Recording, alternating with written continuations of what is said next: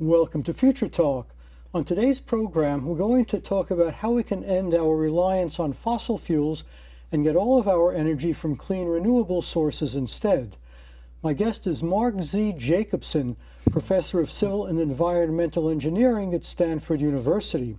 He's also director of Stanford's Atmosphere Energy Program, and as part of his work, he's developed computer models to study how fossil fuels affect the atmosphere. These models are now used by numerous other researchers in the field. He believes we can achieve all of our energy needs from clean, renewable sources, such as wind, water, and solar power, without depending on fossil fuels at all. And all of his research is focused on achieving that objective. Mark, great to have you on the program today. Well, thanks for having me on the show, Marty. Now, how urgent is this problem? Some people are saying that unless we take drastic action immediately, we're all going to be dead in just a few years. Just how urgent is this? Well, we're trying to solve actually three problems together. One is global warming, which is extremely urgent. The other is air pollution, mortality, and illness. And the third is energy security.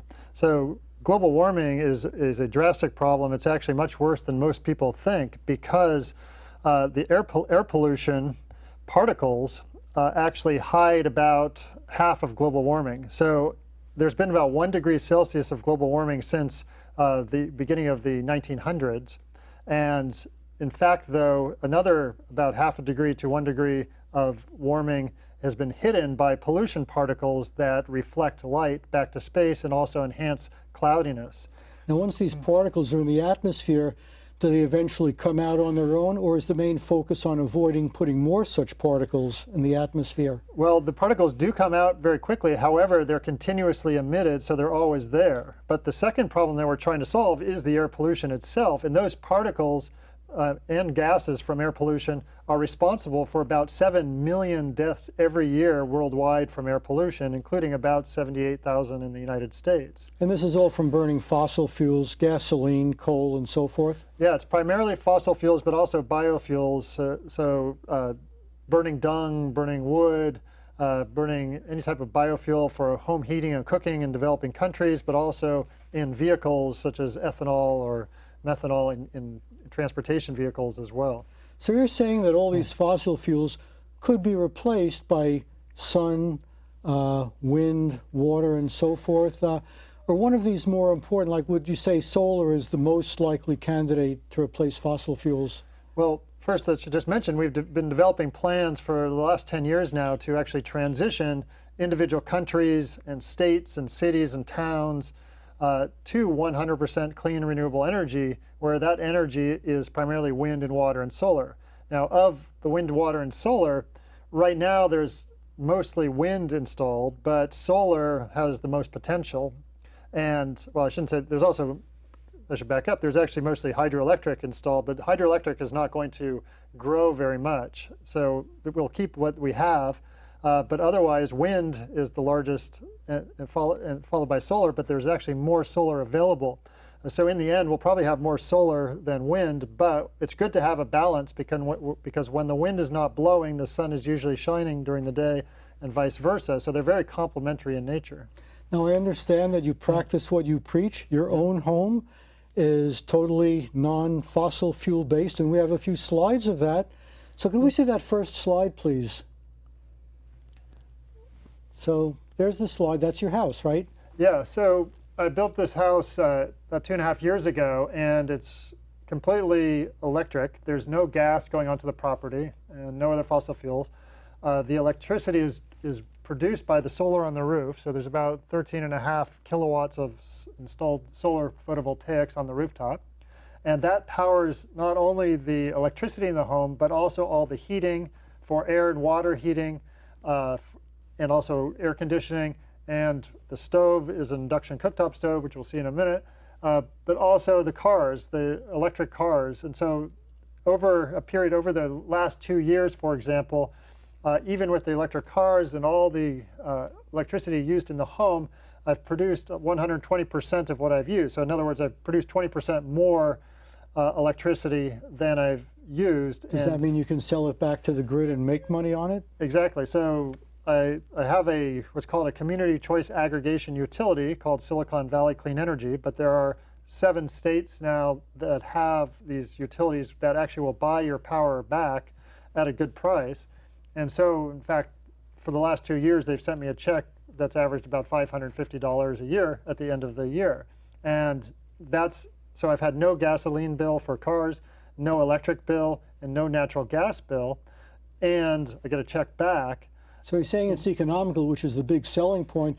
People would not hesitate to switch to clean energy if it costs less than the energy they're using now. Oh yeah, not only will it pay back in about 5 years to 6 years, but because I did not have gas on the property, I did not have to have a gas hookup fee, I did not have to pay for gas pipes, and there were other cost savings as a result of not putting gas on the property. I mean, why have both gas and electricity when you can just have one, electricity, that it's much cheaper to put in just one than to put 2 different types of energy sources in your home. And we're going to be talking about what's slowing down the adoption of this, but we have a few more slides first. Yeah. So can we see the next slide, please?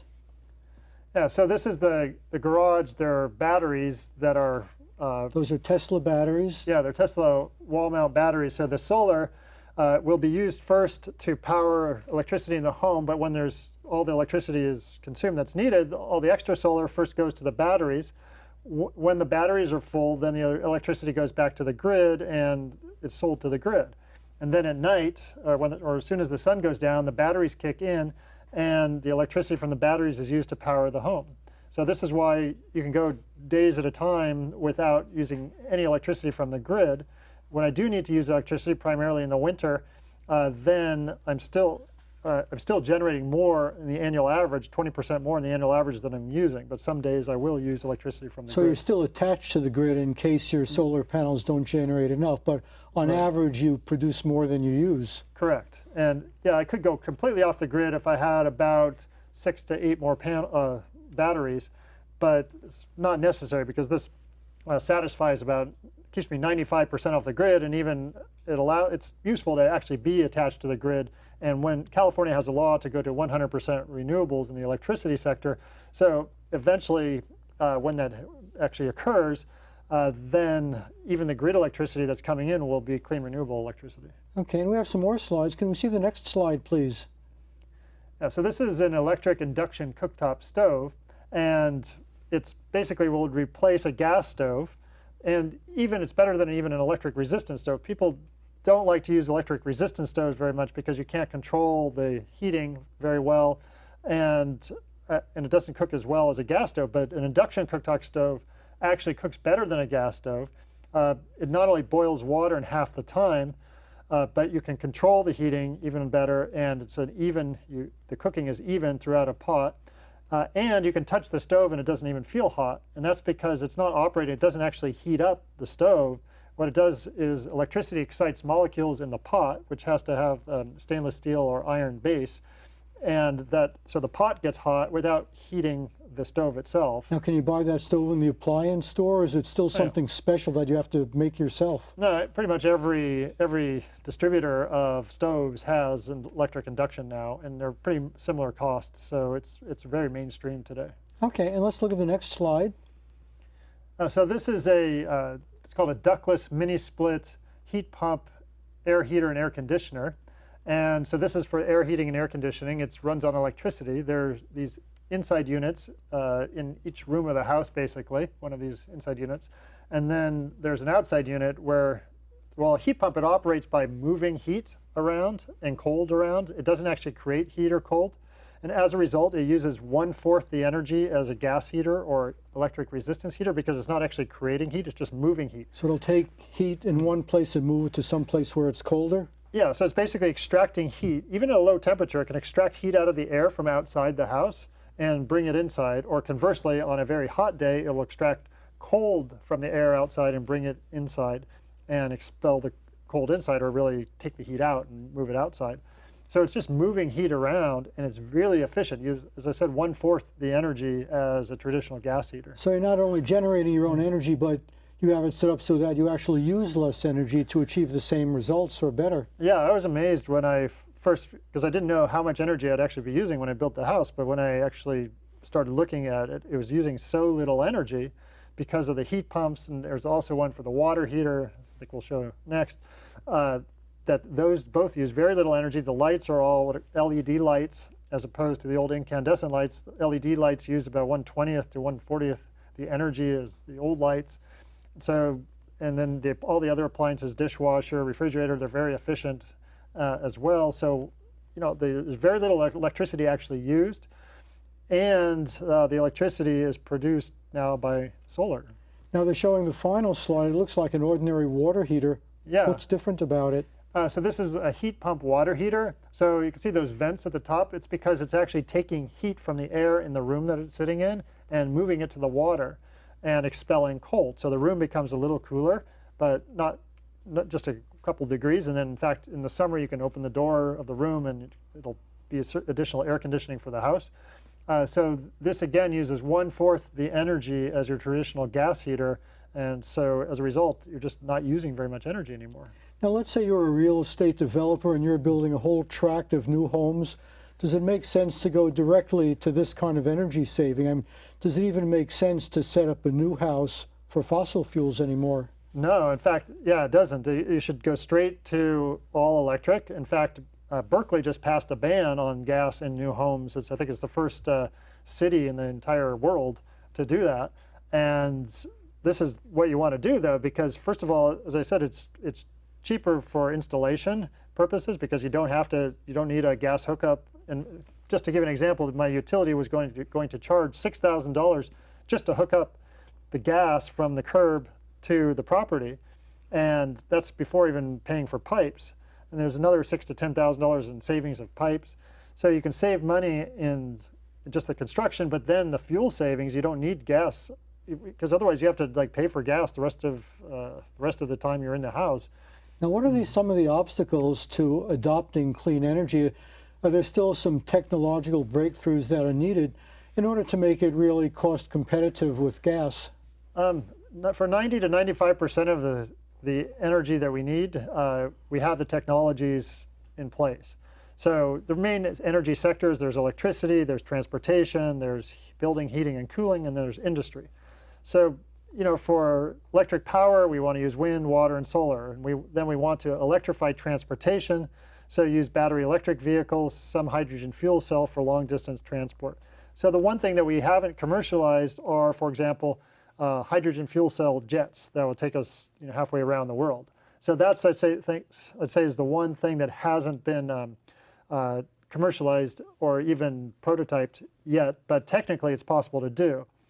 Or even long-distance ships, another thing. Now, is there resistance from oil and gas companies, for example, because they see some of their business drying up? Do they conceive of themselves as oil and gas companies, or do they conceive of themselves as energy companies, just providing energy, whatever it takes?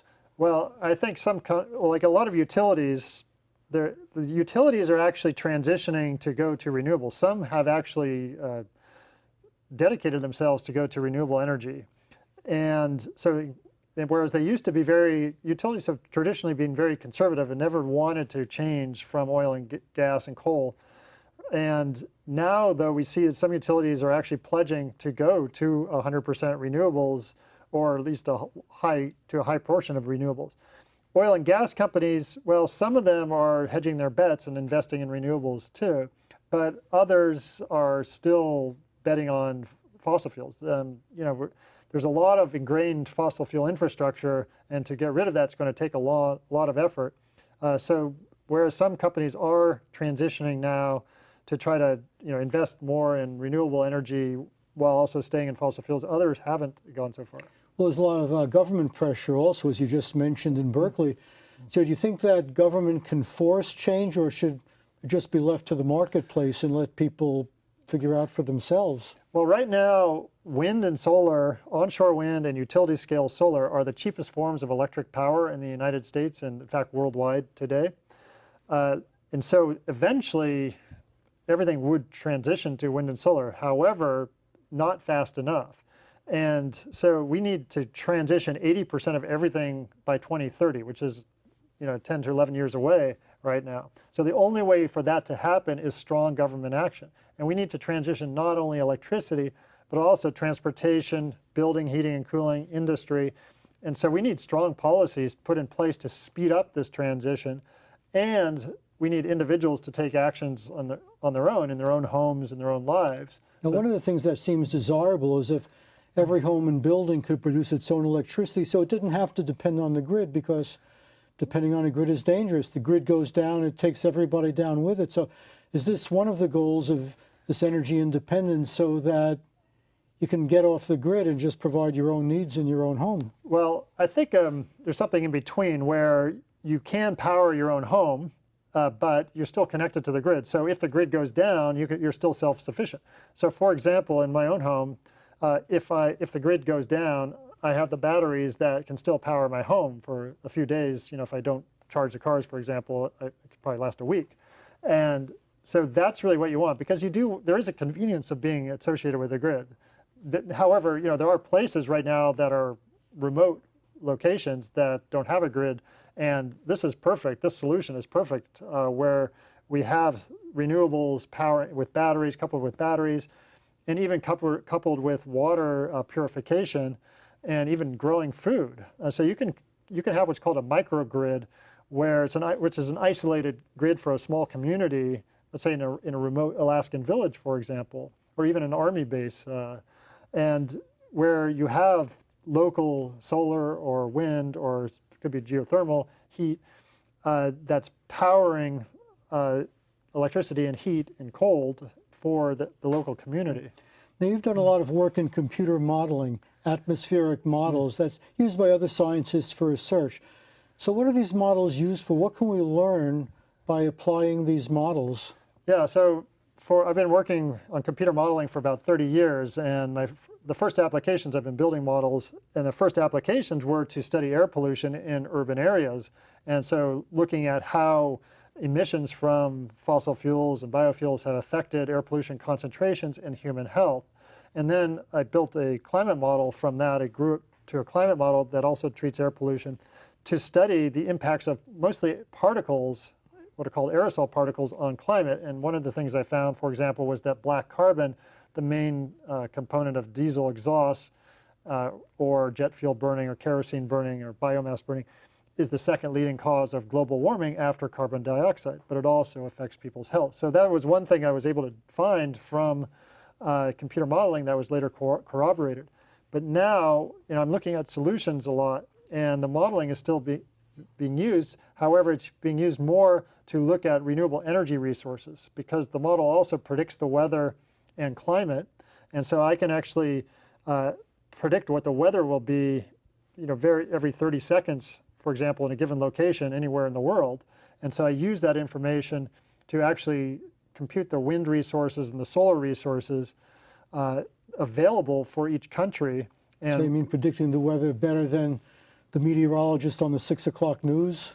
Well, I don't want to compare the accuracy, because we're looking at something different. There, you know, on the 6 o'clock news, they're looking at a very specific time and space at a specific location for the weather. And so they're looking at something at very high resolution in a very short time scale. I'm trying to find things that are in the future. And so like in the year 2030, 2040, 2050, and also for a several year period. So yeah, it's hard to compare like a very short time scale versus a very long time scale in terms of the accuracy, but it's basically the model that I did develop can be used for weather forecasting. It can be applied. It's the exact same type of model, except it actually has lots more bells and whistles. Now, does it turn out that air pollution affects weather as well, in addition to greenhouse gases affecting ocean currents and tides and things like that? Does it really affect the weather as we experience it, or rainfall? Oh yeah, so pollution particles, for example, I mean, all clouds, for example, form on aerosol particles. And so if you have more particles by putting pollution in the air, the cloud drops, or the water is spread over more particles, so you have thinner clouds. And when you have thinner clouds, they tend to evaporate faster. So for example, in some places in China, where there's a huge amount of air pollution, you don't see any more clouds. All you see is this layer of haze, because the cloud particles, there's so many particles that the water spread over them that the clouds are really thin.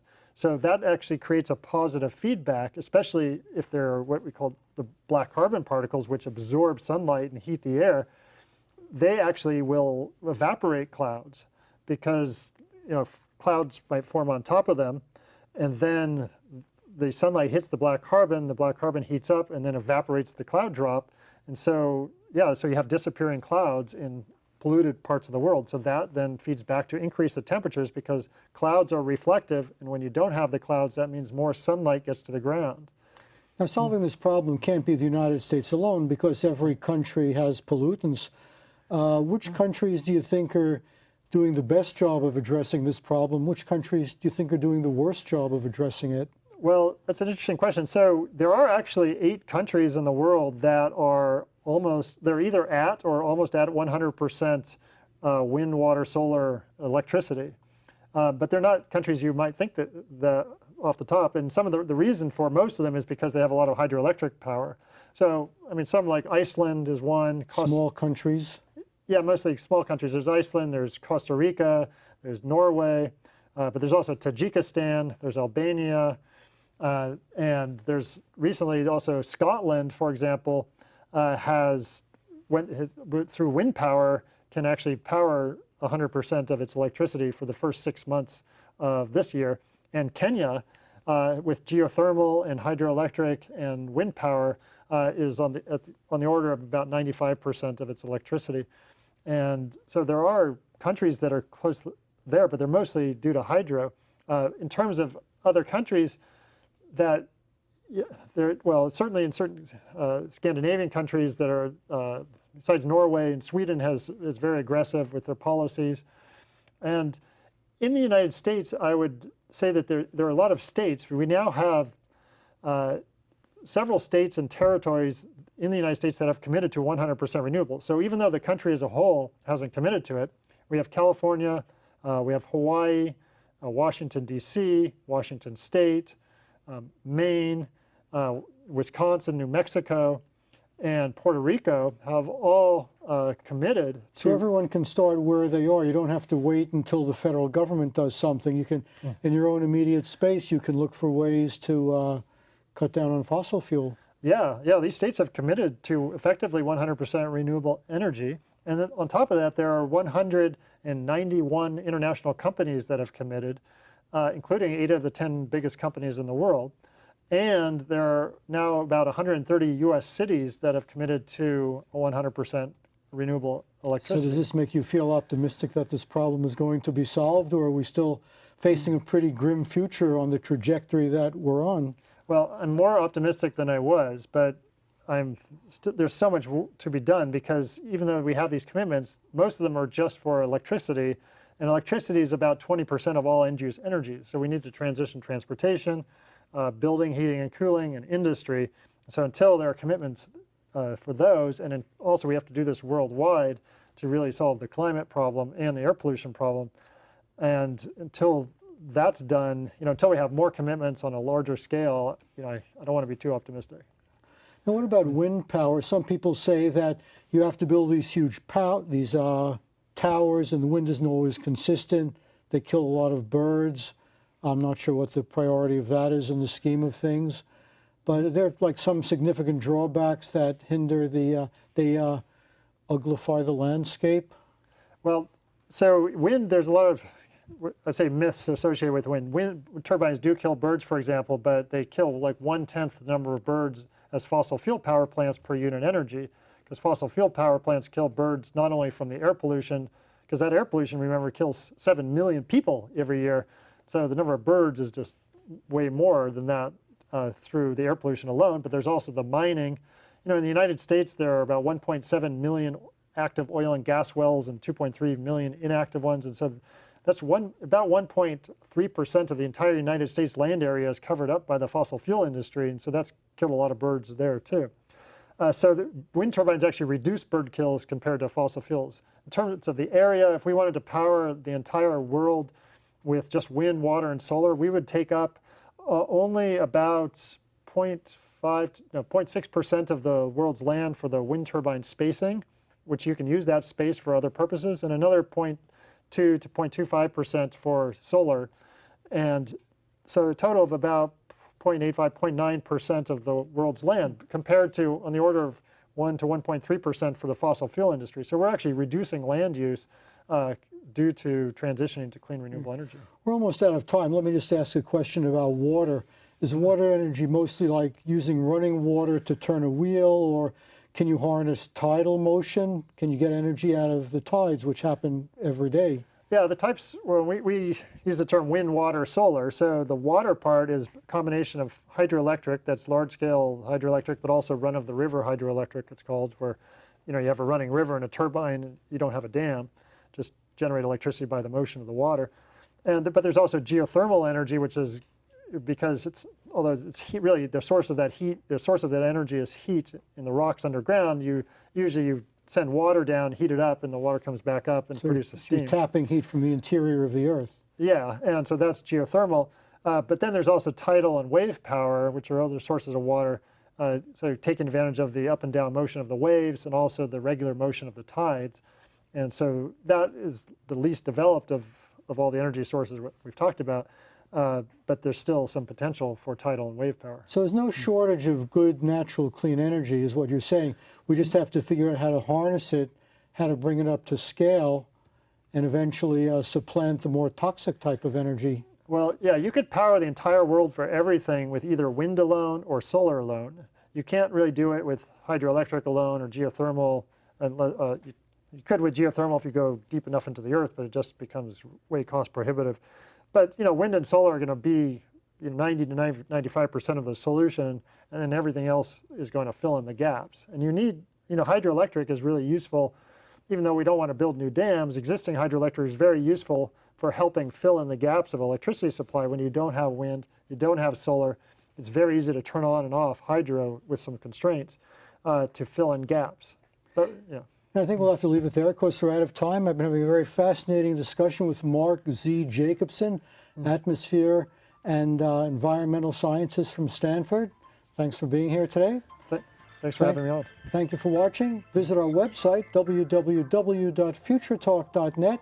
For Future Talk, I'm Marty Wasserman, and we'll see you next time.